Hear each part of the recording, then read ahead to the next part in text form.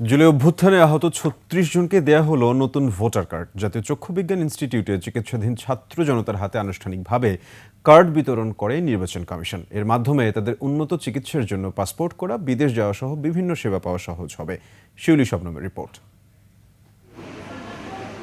জুলাই আন্দোলনে আহত অনেকেরই ছিল না জাতীয় পরিচয়পত্র কিংবা স্মার্ট কার্ড। বিষয়টি গুরুত্বের সাথে নিয়ে তথ্য সংগ্রহ করার এক সপ্তাহের মধ্যে তাদের জন্য নতুন কার্ড তৈরি করে নির্বাচন কমিশন। প্রথম ধাপে জাতীয় চক্ষু বিজ্ঞান ইনস্টিটিউটে চিকিৎসাধীন ৩৬ জনের হাতে কার্ড পৌঁছে দেয় ইসি। পরে প্রতিটি শয্যায় গিয়ে আহতদের কাছে ভোটার কার্ড তুলে দেয় হাসপাতাল কর্তৃপক্ষ। দ্রুত সময়ে এই সেবা পেয়ে সন্তুষ্ট আহতরা। আউটসাইডে যদি আমি এই স্মার্ট কার্ডটা করতে যাই অনেক ভোগান্তিতে পড়তে হয়। এক সপ্তাহের মধ্যে আমি স্মার্ট কার্ডটা পাই, তার কারণে আমি ভীষণ খুশি। জুলাই অভ্যুত্থানে আহতদের প্রতি সম্মান জানাতেই দ্রুত সময়ে জাতীয় পরিচয়পত্র তৈরি করে পৌঁছে দেওয়ার উদ্যোগ নিয়েছে ইসি। এদেরকে আমাদের অফিসে না গিয়ে আমরা এখানে আসি, সেটা কি একটা সৌজন্য এবং তাদের প্রতি একটা সম্মানবোধ এবং শ্রদ্ধাবোধের নিদর্শন এটা থাকে। এটাই হচ্ছে আমাদের কমিটমেন্ট। এক সপ্তাহের মধ্যে অন্যান্য হাসপাতালে চিকিৎসাধীনদের কাছেও এই সেবা পৌঁছে দেওয়া হবে।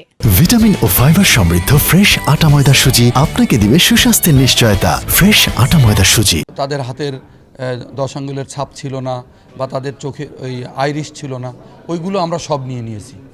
এখন এদের এই তথ্যগুলো আপডেটেড, ওদের তো বাইরে যেতে হচ্ছে, ওদের পাসপোর্ট করতে হচ্ছে, এখন আর ওদেরকে এনআইডির জন্য অপেক্ষা করতে হবে না। এতে চিকিৎসা সংক্রান্ত কাজে আহতদের বিদেশ যাওয়া, সরকারি অনুদান পাওয়া সহ নানান বিষয়ে সেবা গ্রহণ সহজ হবে।